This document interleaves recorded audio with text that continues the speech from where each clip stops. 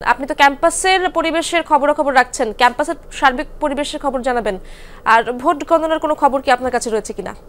হ্যাঁ ইশরাত, রাতভর গণনার পর সকাল থেকে আবারও গণনা শুরু হয়েছে, সেটা আগেই জেনেছেন। আর পুরো ক্যাম্পাস আমার সকালবেলা এসেই আসলে ঘুরেছি এবং আমরা দেখেছি যে আইন শৃঙ্খলা পরিস্থিতিও আইন শৃঙ্খলা বাহিনীর সদস্যদের নিয়ন্ত্রণেই আছে এবং বেশ সতর্ক পাহারায় তারা আছেন।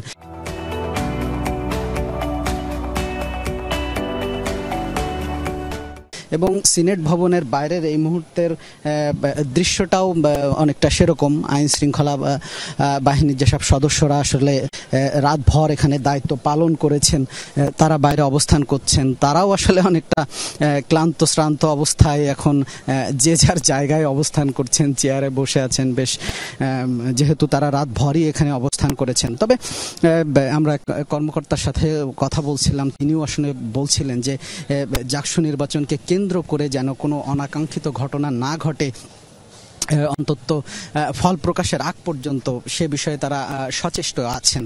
এবং আমরা সকালে আসার পর থেকেই দেখছি যে আবারও শিক্ষার্থীরা ধীরে ধীরে আসতে শুরু করেছেন, শিক্ষকরা আসছেন এবং আবারও আসলে সিনেট ভবন এলাকা প্রাণবন্ত হয়ে উঠছে, এটা বলাই যায় আর কি।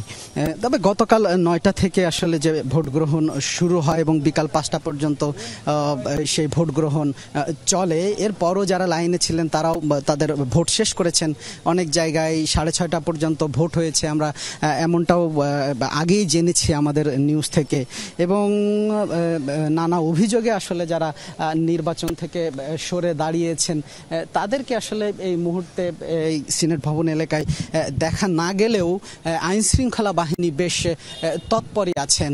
তারা বলছেন যে কোনো ধরনের কোনো সেখানকার খবর আপনি রাখবেন, আমরা পরবর্তীতে আবারও আপনার সাথে যুক্ত হব। ধন্যবাদ আপনাকে।